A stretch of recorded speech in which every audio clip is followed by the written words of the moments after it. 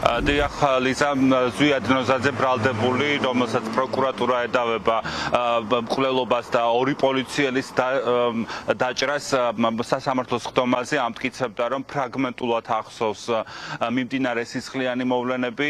ამავე პროცესზე კი გაიგო, რომ მკვლელობასთან და პოლიციელების დაჭრასთან ერთად მან ჩაიდინა ძალადობის ფაქტი, კერძოდ ფიზიკურად გაუსწორდა საკუთარ მამას.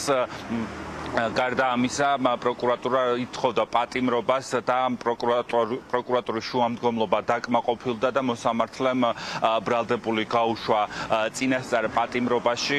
გარდა ამისა, როგორც ცნობილია, მოკლული არის ბებნისის ადმინისტრაციულ ერთეულში ქარელის მერის წარმომადგენლის ძმა, რომელიც ერთი დღით ადრე დაბრუნდა საფრანგეთიდან, სიდედრის გარდაცვალებიდან 40 დღესთან დაკავშირებით იყო სუფრა გაშლილი და უკვე ამის შემდეგ განვითარდა ეს სისხლიანი მოვლენები, მას შემდეგ რაც ბრალდებული და მოკლული დაბრუნდნენ სახლებში, როგორც ადგილზე ამბობდნენ, გვერდიგვერდ ცხოვრობდნენ ისინი და უკვე ამის შემდეგ განვითარდა ეს სისხლიანი მოვლენები.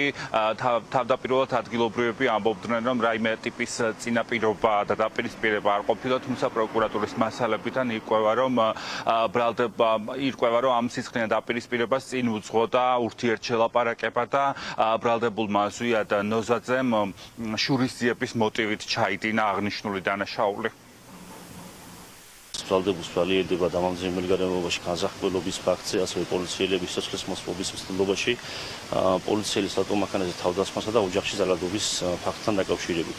დანაშაული საჭირო საფრთხე თვალისწინებს მათ შორის უადო თავისუფლების აღკვეთას. რაც შეეხება მკვლელობის მოტივს, ეს გახდათ შურისძიების მოტივი, შელაპარაკების ნიადაგზე წარმოშობილი და მის შემდეგ უკვე მოხდა ბრალდებულის მხრიდან პოლიციელებზე თავდასხმა და მათი სიცოცხლის მოსპობის მცდელობა. არ აღიარეთ ის რაღაც არ მახსოვს რომ ბევრი რამე ასე იძახის რა ფრაგმენტულად მახსოვს და ნუ სავარაუდოდ ბრალდების მხარე სავარაუდოდ კი არა ექსპერტიზას ჩაუტარებს და მოკლედ ექსპერტები გაგცემენ პასუხს ნორმალურია თუ არა. კი ბატონო, ფსიქოლოგიური ექსპერტიზა იგულისხმება? ფსიქიატრიული ექსპერტიზა ჩაუტარდა. ბრალდებულ ზვიად ნოზაძეს 4 უმძიმესი მუხლი აქვს დაყენებული, მათ შორის არის მკვლელობა განზრახ-მძიმე გარემოებებში ჩადენილი, ასევე პოლიციელებზე თავდასხმა და ოჯახში ძალადობა, როგორც გითხარით, საკუთარ მამას გაუსწორდა ის ფიზიკურად, როგორც მოისმინეთ აღნიშნულ საქმესთან დაკავშირებით დანიშნულია ფსიქიატრიული ექსპერტიზა, რომელმაც უნდა დაადგინოს, რამდენად ჩერაცხადი იყო ბრალდებული აღნიშნული დანაშაულის ჩადენამდე.